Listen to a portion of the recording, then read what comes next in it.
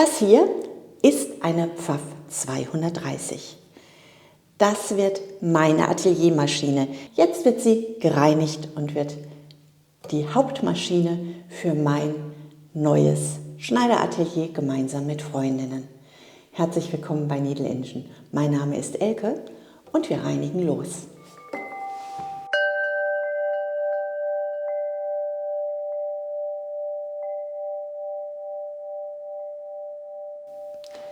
Diese Maschine hat kein Fett abbekommen, sie ist immer gut gepflegt worden.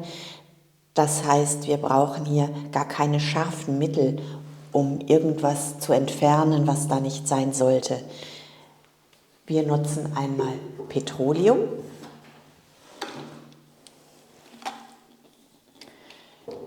Wir nutzen Reinigungsbenzin. Wir nutzen WD-40. Das brauchte ich gar nicht. Und wir nutzen mein Lieblingsöl. Das kriegt jede Maschine wieder Fett. Das fand ich jetzt bei den anderen alten Maschinen ganz erstaunlich. Was mir richtig gut gefällt ist, die Schneiderin ist hingegangen und hat den letzten Faden in der Maschine gelassen. Extra für mich.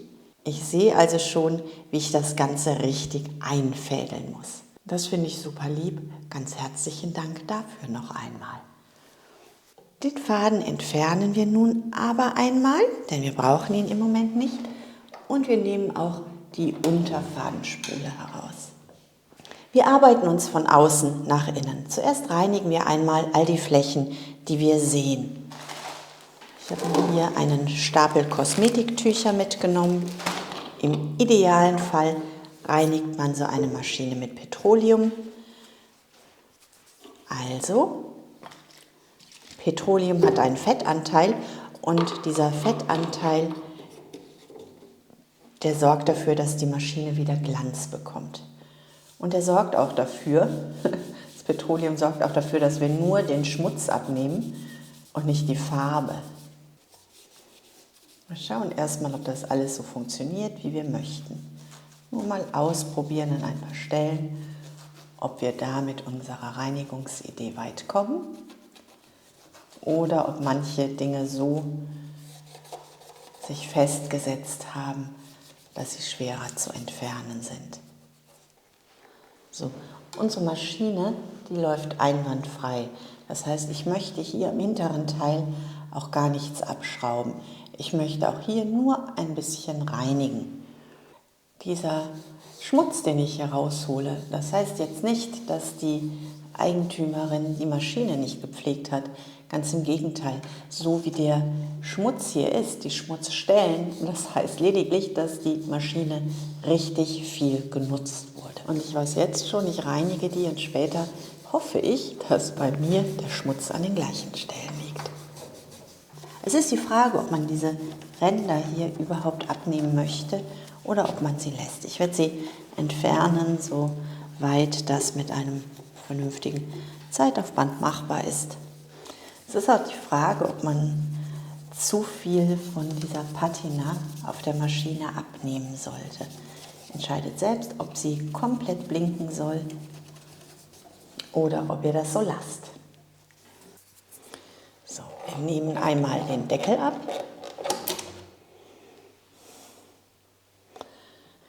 Überall da, wo wir die Maschine mit Waschbenzin gereinigt haben, schlägt das Metall weiß aus. Das ist gar kein Problem. Wenn wir jetzt mit Petroleum diese Stellen erneut reinigen und pflegen, dann verschwindet der weiße Film und die Maschine bekommt ihren Glanz wieder zurück. Unseren Deckel reinigen wir jetzt auch nochmal. Das Problem bei unserem Deckel ist hier ist ein bisschen Farbe abgeplatzt, ein bisschen nachgestrichen. Hier arbeiten wir um die Stellen herum. Wir reinigen das nur einmal mit Petroleum und wir sparen aber diese Stellen aus. Wir gehen nur überall mal einmal locker mit Petroleum entlang. Und überall da, wo wir abgeplatzte Stellen haben, ignorieren wir das Ganze. Und auch bei dem Kopf der Maschine sehen wir, sie ist sehr gut gepflegt. Das heißt, hier werde ich jetzt, obwohl ich es mitgebracht habe, nicht mit diesem WD-40 anfangen, sondern ich werde es einfach weglassen und werde die Maschine einfach nur richtig gut ölen. So, an allen Köpfen. Wir sehen überall da, wo sie Öl braucht, sehen wir solche Ausbuchtungen. Und wir gießen einen Tropfen Öl in jede dieser Ausbuchtungen hinein.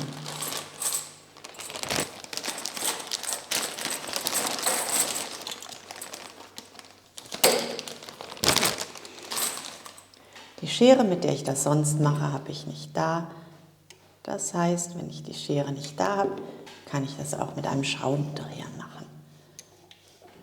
Dazu gebe ich einfach einen Tropfen Öl auf die Spitze von dem Schraubendreher und lasse das Öl dann von dieser kleinen sichelförmigen Fläche in diese Öffnung laufen.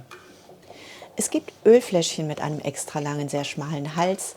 Da wird aber sehr wenig Öl abgegeben und ich möchte gerne dieses richtig gute Öl für die alte Maschine. So, und wir kippen die Maschine einmal nach hinten. So. Und auch hier sehen wir eine 100%ig gut gepflegte Maschine. Das ist unglaublich. Wenn ihr seht, dass die Maschine wirklich in Ordnung ist, dann lasst sie einfach in Ordnung. Und was wir machen ist, wir ölen sie komplett neu. Macht nicht mehr an einer Maschine, als gemacht werden muss. Und wenn wir sie neu ölen, nehmen wir uns den Ölplan dazu.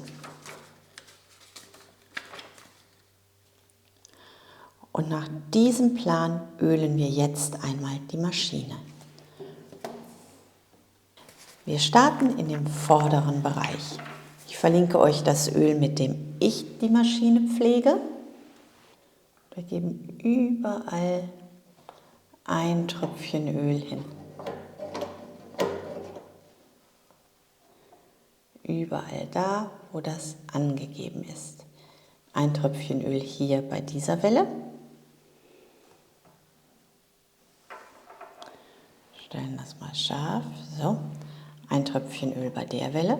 Ein Tröpfchen Öl an dieser Stelle. Ein Tröpfchen Öl an diesem hinteren Punkt. Überall da, wo bewegte Teile sind. Und wir bewegen das einmal, damit sich das Öl gut verteilt.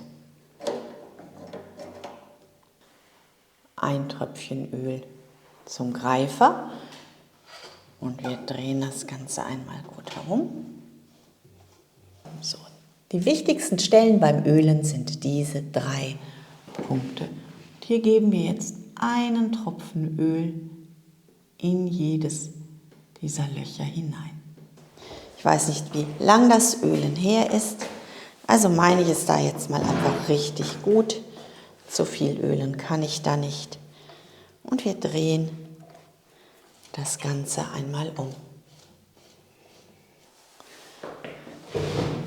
Die nächsten Stellen, die wir an der unteren Stange ölen möchten, die sind an dieser langen Stange.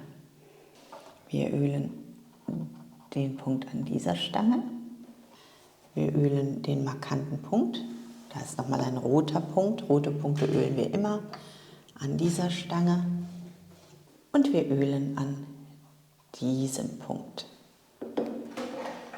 Wir wandern zum hinteren Teil der Maschine. Wir ölen den Punkt an der oberen Stange. Hier, den Punkt.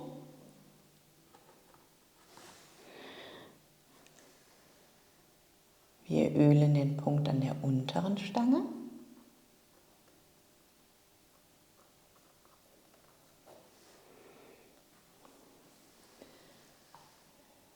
Wir nehmen den roten Punkt wieder mit, den ölen wir auch. Und wir ölen beide Punkte an dieser Stange. Ein bisschen so.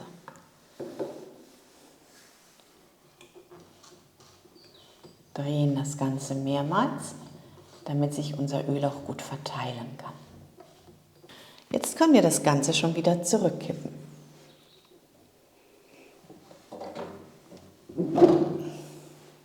So. Als nächstes ölen wir die Punkte an dem oberen Teil der Maschine. Auch die finden wir im Ölplan. Wir fangen vorne an.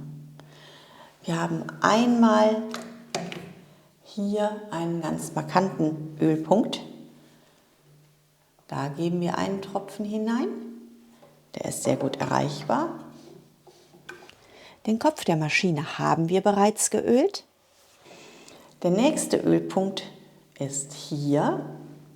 So, lassen wir einfach das Öl hineinlaufen.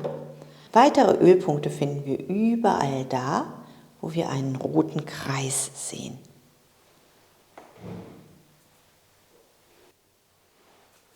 Und wir drehen. Ein Ölpunkt findet sich genau unter dem Aufspuler. So.